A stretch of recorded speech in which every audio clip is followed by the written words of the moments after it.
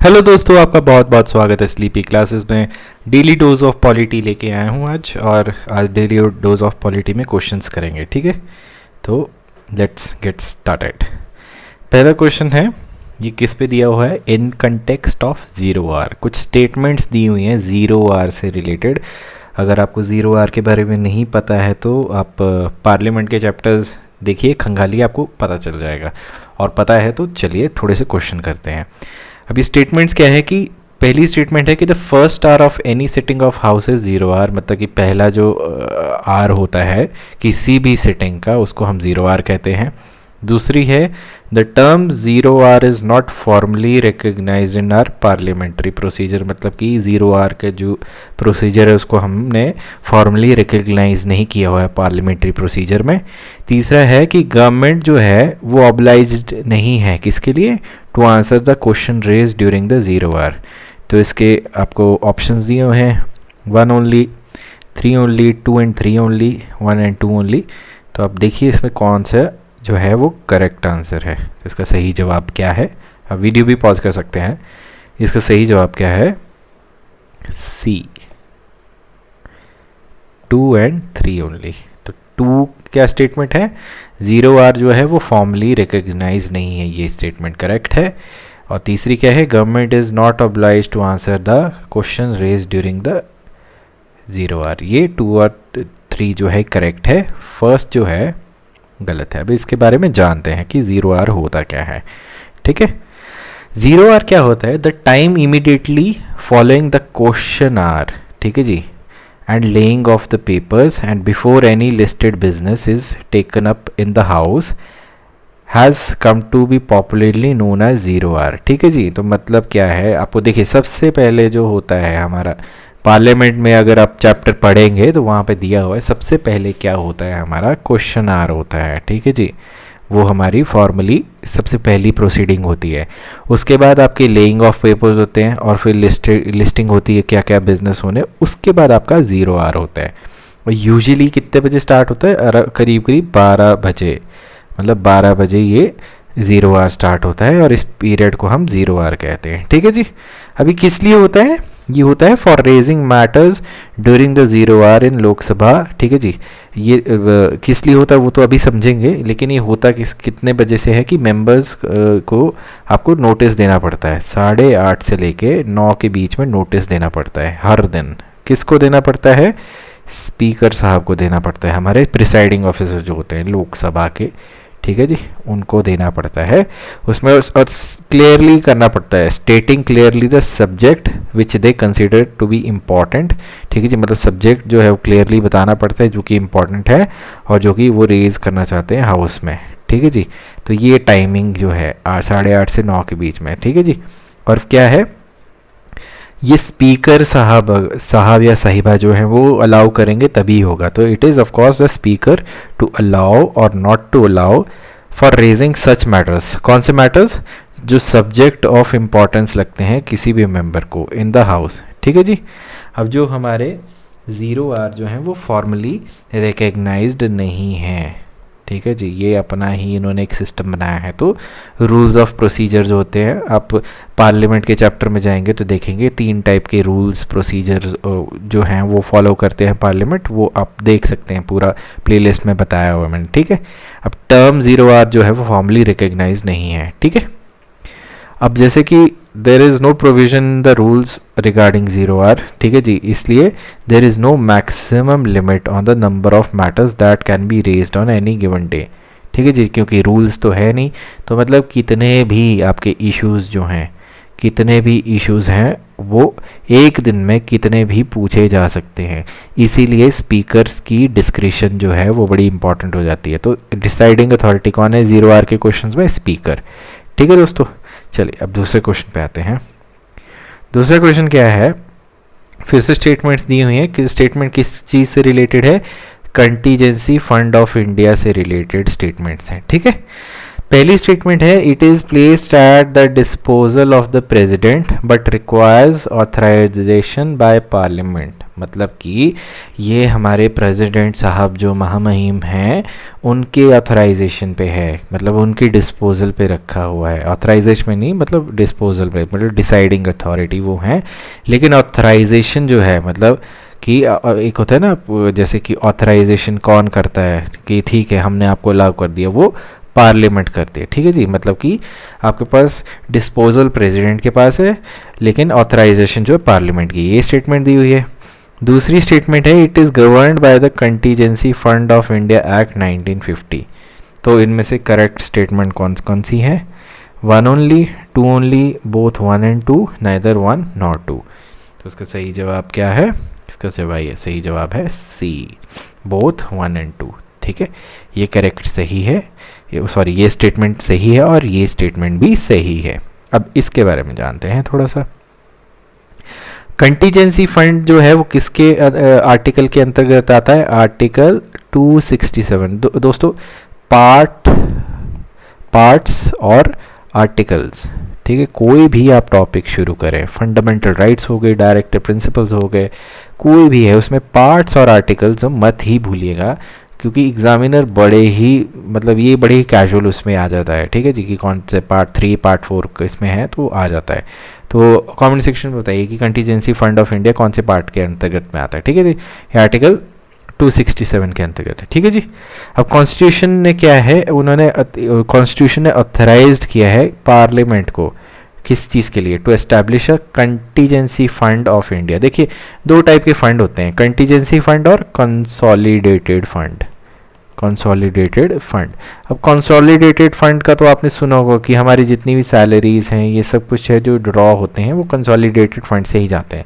Contingency fund कैसा होता है, जैसे कई बार हमारी फैमिलीज़ में हमने देखा होगा हमारे पेरेंट्स जो है वो एक अलग से एक फ़ंड जो है वो यूजुअली सेव करके रखते हैं कि कभी दुख सुख में काम आएगा। ठीक है, या फिर एफडीज़ बना देते हैं या फिर आरडीज़ बना देते हैं। ठीक है जी, उस तरीके से। तो ये इंडिया का भी एफडी आरडी टाइप ही है।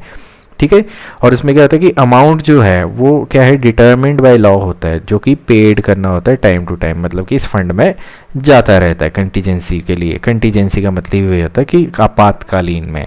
तब क्या है, अकॉर्डिंगली पार्लियामेंट ने एनैक्ट किया था contingency fund of India act 1950। ठीक है दोस्तों, पहली स्टेटमेंट आ गई। अब ये फंड जो है, this fund is placed at the disposal of the president. देखिए डिस्पोजल ऑफ प्रेसिडेंट पे है ऑब्वियसली, क्योंकि हमारे हेड ऑफ द स्टेट है, और वो क्या है कि he can make advances out of it to meet unforeseen expenditures. ठीक है, अब देखिए अनफोर्सीन एक्सपेंडिचर्स ऐसा तो हो नहीं सकता कि राष्ट्रपति भवन में कुर्सियां ख़त्म हो गई तो कंटीजेंसी फंड से निकालेंगे। कुछ ऐसा ही हुआ होगा कि जिसमें कि प्रेसिडेंट साहब को लगा होगा, जैसे कि कोई ऐसा स्टेट है वहाँ पे कोई ऐसी चीज़ हो गई है और जहाँ पे कि आपातकालीन की स्थिति बन गई हुई है और वहाँ पे फंड्स की इमीडिएट ज़रूरत है, तो प्रेसिडेंट साहब जो है उसको अनफोर्सीन एक्सपेंडिचर पे करेंगे। ठीक है जी, और ऑथराइजेशन किसकी है? ऑथराइजेशन हमारी पार्लियामेंट करेगी। तो सिर्फ ऐसा नहीं कि प्रेसिडेंट साहब ने डिसाइड कर लिया तो हो गया, आपके पार्लियामेंट को भी इसमें करना पड़ेगा। और फंड जो है वो कौन हेल्ड करता है? फाइनेंस सेक्रेटरी करते हैं हेल्ड। ठीक है जी, on the behalf of president. ठीक है जी, तो अब मुझे बताइए कि वो कौन सा नोट है हमारा, नोट एज एन कौन सी डिनोमिनेशन है पैसे की या फिर नोट की, रुपए की, जिसमें कि हमारे फाइनेंस सेक्रेटरी के साइन होते हैं instead of the RBI governor.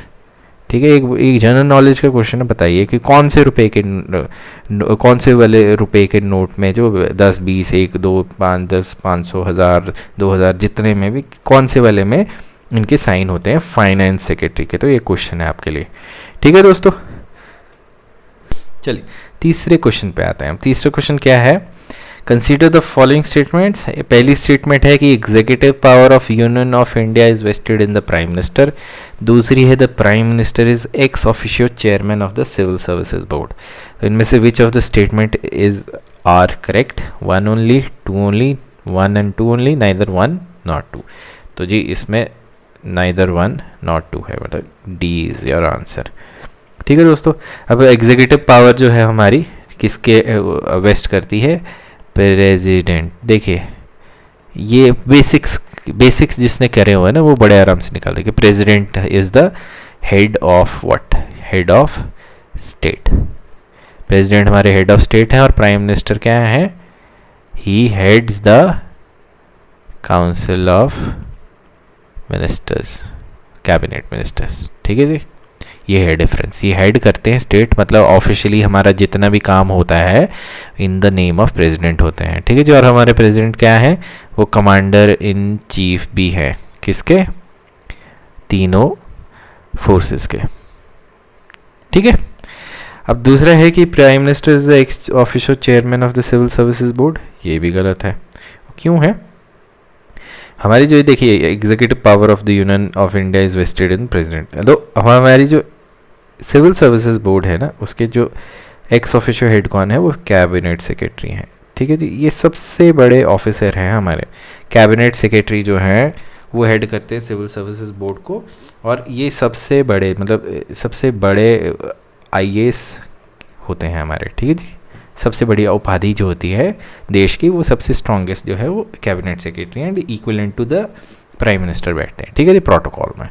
ठीक है, चलिए अब आते हैं चौथे क्वेश्चन पे। चौथा क्वेश्चन क्या है, चौथा क्वेश्चन है कि विच of the following participate in election of the president. ठीक है जी, प्रेसिडेंट के इलेक्शन के ऊपर क्वेश्चन है। सबसे पहले member of both of the houses of parliament, एक स्टेटमेंट। दूसरी है members of legislative assemblies of the states, दूसरी। तीसरा है members of legislative assemblies of the union territories of Delhi and Puducherry. तो अब इसमें से करेक्ट आंसर्स क्या क्या हैं, कोड दिए हुए हैं। ओह, आंसर भी दिख गया होगा आपको, चलो कोई बात नहीं, आंसर आपको दिख गया तो नन ऑफ द अबव है, डी दिख गया। ठीक है, अब क्या है, इनमें से कौन सी करेक्ट है, कोई भी नहीं, ये भी नहीं, ये भी नहीं, ये भी नहीं। क्यों है वो जानते हैं। अब क्या है कि प्रेसिडेंट जो है वो आपकी डायरेक्ट इलेक्शन नहीं होता है। ठीक है जी, वो इनडायरेक्ट इलेक्शन होता है और इलेक्टोरल कॉलेज होता है। ठीक है जी, अब इसका जो पूरा प्रोसीजर है वो आप अच्छे से कैसे समझ सकते हैं, मेरी आपकी जो पॉलिटी फॉर ऑल है, पॉलिटी फॉर ऑल है, उसमें प्रेसिडेंट का जो करवाया हुआ है मैंने चैप्टर, वहाँ से आप प्रॉपरली देख सकते हैं। ठीक है, अब क्या है कि the elected members of both houses of the parliament इसमें होते हैं। ठीक है जी, मतलब Lok Sabha and Rajya Sabha, elected members. ठीक है, इलेक्टेड मेंबर्स। ठीक है, अब आते हैं elected members of legislative assemblies, elected. ठीक है जी, elected members of legislative assemblies of union territories of Delhi and Puducherry. ठीक है जी, अब क्या है, एक बहुत ही बड़ा डिफरेंस आता है प्रेसिडेंट के इलेक्शन में और वाइस प्रेसिडेंट के इलेक्शन में ही। ये जो आप इलेक्टेड मेंबर्स और नॉमिनेटेड मेंबर्स का कॉन्सेप्ट है ना, ये आप जाइए और आज देखिए प्रेसिडेंट और वाइस प्रेसिडेंट जो कराया वहाँ पे मैंने समझाया है कि बड़ा ही इंपॉर्टेंट पॉइंट है।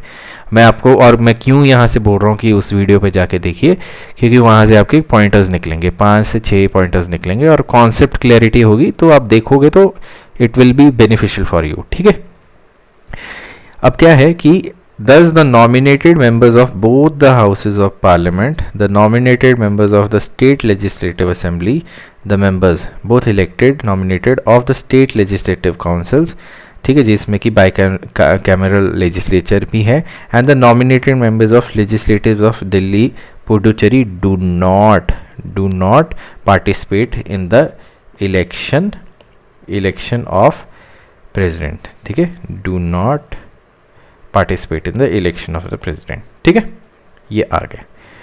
अब आते हैं आगे, क्या है, सॉरी जस्ट अ सेकंड जी।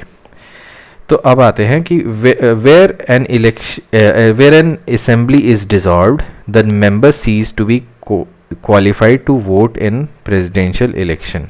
ठीक है जी, even if fresh elections are dissolved. ठीक है, अब इसमें क्या है कि जब एक असेंबली जो है वो डिज़ोल्व हो जाती है, जब एक असेंबली डिज़ोल्व हो जाती है तो मेंबर जो हैं वो सीज़ कर जाते हैं, मतलब कि उनकी जो आपकी कोई भी असेंबली जो है वहाँ पे इलेक्शन, मतलब वो उनकी आपकी भंग हो गई है, आपकी लेजिस्लेटिव असेंबली हो गई या फिर आपकी लोकसभा हो गई है, तो वहाँ पे जितने भी मेंबर्स हैं वो इलेक्शन के लिए एलिजिबल नहीं है, ठीक है जी। Even if fresh elections to dissolve assembly are not held before the presidential election, ठीक है दोस्तों। तो ये था प्रेसिडेंशियल इलेक्शन के लिए। अब आते हैं 5वें क्वेश्चन पे। 5वां क्वेश्चन क्या है, in the Indian constitution the right to equality is guaranteed by 5 articles, ठीक है जी। अब ये 2002 के क्वेश्चन आया था, ठीक है जी। अब तो बताइए इसमें से कौन सा है, 2002 का एक प्रीवियस ईयर का क्वेश्चन है ये, ठीक है। अब बताइए इसका कौन सा आंसर सही है। इसका सही जवाब क्या है, सी, 14 से लेके 18 तक, ठीक है जी। अब फंडामेंटल राइट्स जो है 6 ग्रुप में कर दिए हुए हैं हमने डिवाइड। राइट टू इक्वालिटी 14 से 18 में, राइट टू फ्रीडम 19 से 22 के लिए, राइट अगेंस्ट एक्सप्लॉयटेशन 23 और 24, राइट टू फ्रीडम, ठीक है जी, ऑफ रिलीजन जो है वो 25 और 28 में आता है, कल्चरल और एजुकेशनल राइट 29 एंड 32, और राइट टू कॉन्स्टिट्यूशनल रेमेडी जो है वो आपकी किस में आती है, 32। और ये क्या है, रिट्स। रिट्स बहुत ही ज़्यादा इम्पॉर्टेंट है, ये करवाए हुए हैं मैंने, आप रिवाइज कर सकते हैं, आर्टिकल 226 के अंतर्गत भी आता है, ठीक है दोस्तों। तो ये थे हमारे आज के डेली डोज के 5 क्वेश्चन। और देखिए दोस्तों, इसका जो लेवल है ये आपको इस टाइप का लेवल आपको मिल जाएगा, सिर्फ EPFO, CDS असिस्टेंट कमांडेंट, इन सब में मिल जाएगा, बड़े ही आराम से मिलेगा, I can guarantee you that. क्यों मिलेगा, क्योंकि ये सारे के सारे क्वेश्चन जो है बेसिक्स से उठाए गए हुए हैं, ठीक है जी। आपका पॉलिटी हो गया, इकोनॉमी हो गया, ज्योग्राफी हो गया, हिस्ट्री, चलो हिस्ट्री इज़ अ डिफरेंट, क्योंकि उसमें बेसिक्स नहीं आते, उसमें इन्फॉर्मेशन आती है, ठीक है जी। पॉलिटी, इकोनॉमी, ज्योग्राफी हो गया, आपका मैथ्स हो गया, ठीक है जी। ये आपके सारे बेसिक्स पे ऊपर हैं, ठीक है जी। बेसिक्स आपके क्लियर हैं तो आपके क्वेश्चंस आराम से निकलेंगे, ठीक है दोस्तों। तो अपना ख्याल रखिए, स्टे हाइड्रेटेड, बहुत गर्मी हो रही है, और अपना बहुत अपना ख्याल रखिएगा। और मैं चलता हूँ, मिलता हूँ आपके साथ अगले लेक्चर में। Take care, bye bye.